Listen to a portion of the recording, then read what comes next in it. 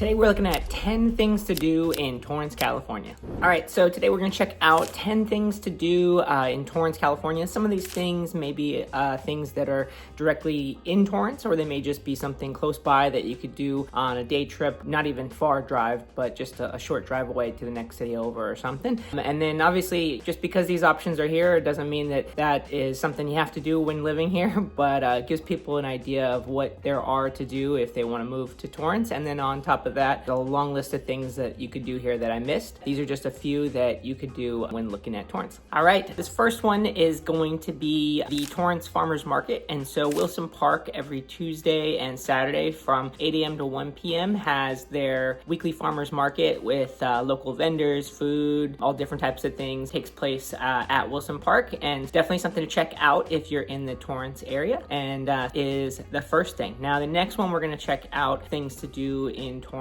kind of goes along with that, and that's just spending the day at the park. So there's so many different parks here in Torrance. So as I mentioned, you've got Wilson Park. It's got a half-mile loop around the park that you can just go for a walk or a run. You've got the baseball fields within that park. You've got a hockey rink, and I think they've got batting cages. So they've got quite a bit to do just at Wilson Park. And then Torrance has over 40 parks with different things to do throughout the city. Entradero Park has bird watching, and Columbia Park has different playgrounds, and I think they have bocce ball. And so each one of Torrance parks could be small or large, but they all have something different to offer. Are you thinking of moving to the South Bay? Then you're gonna want our relocation guide. So click the link in the description to download that for free, and you'll have everything you need to know before moving here.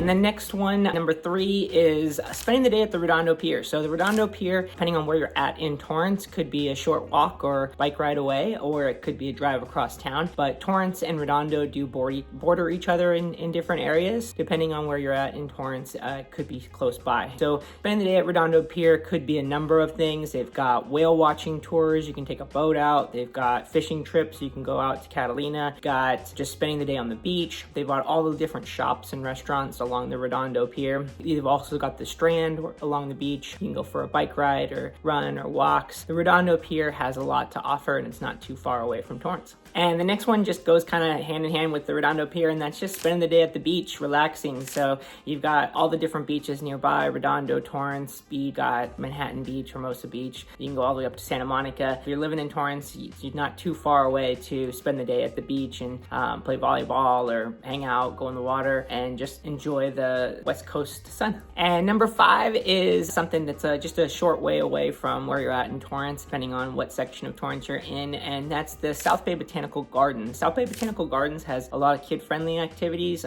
During the summertime, they have a butterfly exhibit and different exhibits throughout the week you can go check out with the family. They also have concerts during the summertime, so they have different themes going on all throughout the year, and so that's definitely something to take advantage of. I know they also do like weddings there, wedding venues. It's a big open space of gardens and different exhibits to check out. And number 6 is something you may not think of as part of Torrance, because technically it's not part of Torrance, but it's not too far away, and that's horseback riding. So Palos Verdes has a number of horse trails, and they have quite a few different venues of farms nearby that offer horseback riding. You can go for pony rides with the kids, or just horseback riding lessons or group tours. We've done the group tour before. It's fun. You get to see all the PV trails, and so yeah, that is something you can check out that you might not think of in Torrance. And number 7 is the South Bay Aquatic Centers. If you've got kids, they've got swim lessons and all kinds of different swimming activities going on throughout the week at South Bay Aquatic Center. They have 2 locations in Torrance and Redondo.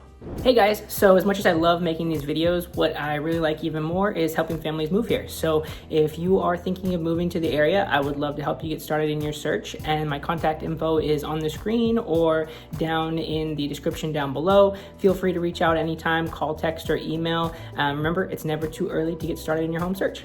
And number 8 is the Torrance Little Gym. If you've got little ones, there is options for gymnastics and just kind of play areas. Gotten to go to birthday parties there for little kids where they can play on all the gymnastics equipment in kind of a safe environment.